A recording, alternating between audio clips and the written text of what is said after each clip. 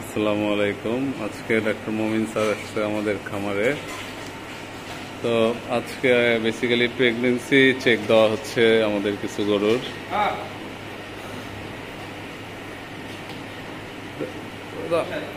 আজকে এই এই ভিডিওটা করার একটা অন্যতম কারণ হচ্ছে কি, যে একটা নির্দিষ্ট টাইম ফ্রেমের মধ্যে যদি হচ্ছে চেক করা হয়, তাহলে ওই ল্যাকটেশনটা মিস যাওয়ার পসিবিলিটিস কম থাকে বলতে যে ধরেন যেন মিস না হয়। এবং একজন অভিজ্ঞ ভেটেরিনারিয়ানদের চেক করলে যেটা হয় যে অনেক সময় শর্ট পিরিয়ডের প্রেগনেন্সিও হচ্ছে গিয়ে বোঝা যায়। যেমন এর আগে হচ্ছে 2টা বাছুর হয়েছে, আবার বীজ দেওয়া হয়েছে।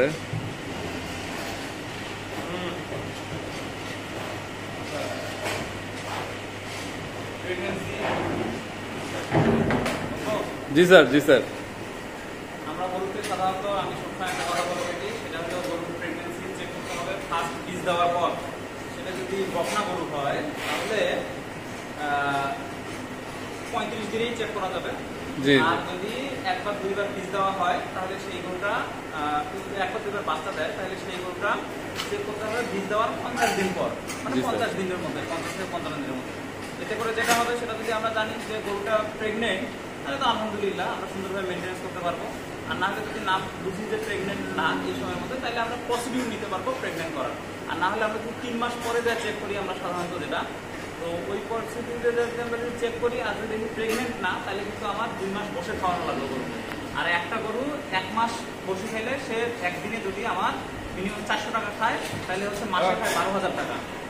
আর 2 মাস পেলে আবার পরে যে আমি চেক করলাম, তাহলে হলো 24,000 টাকা খাওয়া দাওয়া। আর বাই দিস টাইম সময়টাও লস হলো। এই জন্য আগে চেক করা ভালো, আগে চেক করতে হবে। অনেকে বলে যে আগে চেক করলে অনেক সময় গরুর বাচ্চা পড়ে যায় বা সমস্যা হয়, এগুলা যারা আনএক্সপার্ট তাদের জন্য।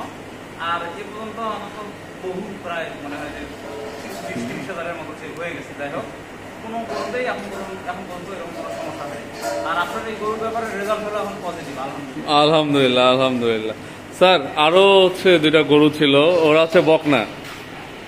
আপনি এটা বললেন যে এই বকনা বাছুরটা, আর সেই সাথে যে আমাদের লালি।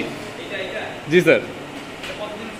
স্যার এটা জুন মাসের 14 তারিখে দিছিলাম।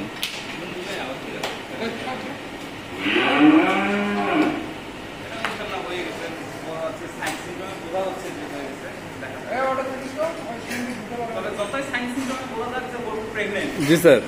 তারপরেও হাত দিয়ে চেক করতে হবে, এটা ম্যান্ডেটরি। কারণ না হলে আমার নিজস্ব এক্সপেরিয়েন্স আমাকে ডাকে নিয়ে গেছে জি স্যার 8 মাসের গরু ব্লাড চেক করার জন্য, যাই দেখি পেটে বাচ্চা নেই। আর এরকম দেখা গেছে যে 9 মাসেও তারা বলছে প্রেগনেন্ট না, কিন্তু বাট গরু পরে দেখা গেছে প্রেগনেন্ট।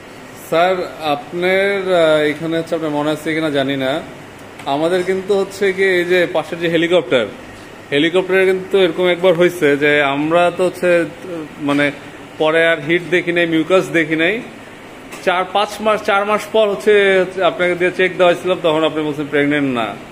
তো আমরা হচ্ছে অনুমানে যে মানে সিনড্রোম দেখে মনে হয়েছে যে প্রেগনেন্ট, কিন্তু পরে দেখা যায় যে আসলে গরু প্রেগনেন্ট না। এটা আমার একটা লং ক্ষতি হয়ে গেছিল। আমার প্রায় 6 মাস এতে, মানে এদিকে 4 মাস আর আগে পিছে 6 মাস নষ্ট হয়েছে। আগের গরুটা যেমন ছিল স্যার, হচ্ছে এর আগে 2টা বাছুর হয়েছে প্রেগনেন্ট, আবার তৃতীয়বার এ হচ্ছে বকনা।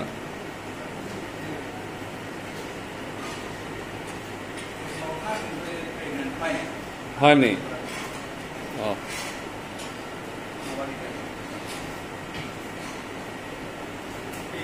জি স্যার।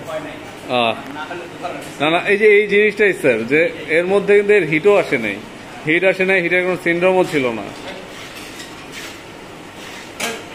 তবে এটা আমাদের দেশি বাছুর, একেও বীজ দেওয়া হয়েছে।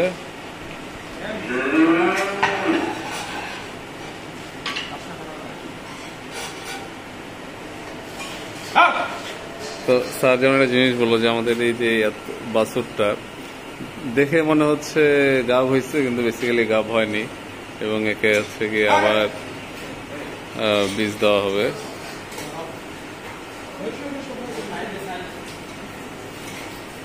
এই যে দেশি বকনা,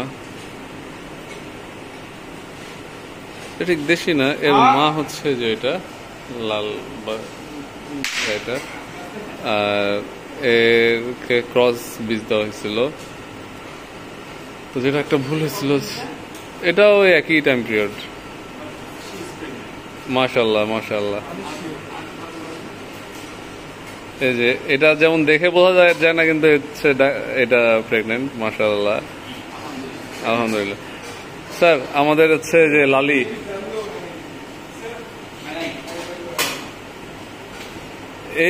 এইটাকে আর ওই বাছুরকে একই দিনে বীজ দেওয়া হয়েছে, একই দিনে।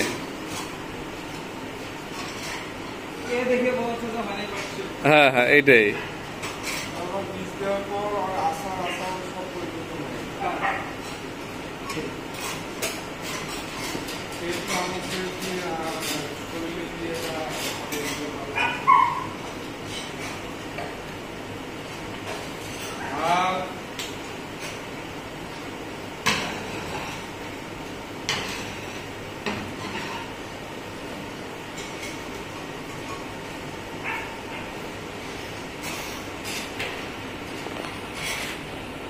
তো আবার আমাদের এই যে গাভীটা আছে, এটা তো শাহিওয়াল, আমাদের সেটা একমাত্র শাহিওয়াল বাছুর। তো এটা আলহামদুলিল্লাহ আমাদের লালিও প্রেগনেন্ট। স্যার এখন আর, হ্যাঁ স্যার এখানে আসছে, একে মনে হয় 40 দিনের মতো হয়েছে বীজ দেওয়া। একে কি চেক করবেন না পরে? আর একটু পরে না স্যার? এই চেক বিষয়ে যদি হচ্ছে আমাদের খামারি ভাইদেরকে কিছু বলতেন। চেক বিষয়টা মানে কথা সহজ, যে আপনার গরু বীজ আসলে আপনি বীজ দিবেন। বীজ দেওয়ার পর আপনার হচ্ছে যে বকনা গরু হইলে 35 দিনের মধ্যে চেক করবেন, 35 দিনে, তাহলে বোঝা যাবে যে প্রেগনেন্সি আছে কিনা। আবার ওপাশে যদি একবার দুইবার বাচ্চা দেওয়া হয়ে থাকে তাহলে 50 দিনে, 50 দিনে চেক করলেই বোঝা যাবে। তো যেমন আমাদের যে এইখানেই দেখেন বোঝা গেল যে ওই গরুটা প্রেগনেন্ট না। জি জি জি, বডি ফিটনেস সবকিছু মনে হচ্ছে যে প্রেগনেন্ট। জি স্যার। আবার এই যে এই গরুটা আপনি নিজেই বলেন যে প্রেগনেন্ট মনে হয় নাই, বাট এই ভিডিও আবার প্রেগনেন্ট হয়ে গেছে। তো এই হলো বিষয়, যে অবশ্যই হাত দিয়ে চেক করতে হবে, তাহলে একদম কনফার্ম হবে। জি স্যার। আর যখন আমি আমার গরুর এই পরিচয় এটা জানবো যে সে প্রেগনেন্ট কি প্রেগনেন্ট না, জি স্যার। যদি প্রেগনেন্ট হয় তাহলে আলহামদুলিল্লাহ মেনটেন্স করতে থাকবো, আর যদি প্রেগনেন্ট না হয় তাহলে পজিটিভ দেবো। জি স্যার। ওই গরুটা হিটে আসতেছে না 2 মাসে, আমরা চিকিৎসা করে হিটে চলে যাবো। জি স্যার। এই হলো বিষয়। আর এটাই আর কি। আর গরু সাধারণত 14 থেকে 16 মাস হলস্টেইন ফ্রিজিয়ানের ক্ষেত্রে 14 থেকে 16 মাসে তারা হিটে আসে। ওই সময় বীজ দেওয়া ভালো। যদি আর্লি হিটে আসে তাহলে বীজ করতে হবে না স্যার, ওর বয়স 18 মাসের প্লাস, 18 মাস প্লাস। তো ওয়েট করতে হবে, এই আর কি। জি স্যার। এখানে ধন্যবাদ স্যার। তো হিট আসার 12 ঘন্টা পর বীজ দিতে হয়, 8 থেকে 18 ঘন্টা। জি স্যার। যত 18 ঘন্টার দিকে যাবে তত হিট কনসেপশন করার চান্স বেশি থাকে। যাই হোক, জি স্যার, জি স্যার, থ্যাংক ইউ। তো সবাই ভালো থাকবেন, সুস্থ থাকবেন, আমাদের জন্য দোয়া করবেন। আসসালামু আলাইকুম।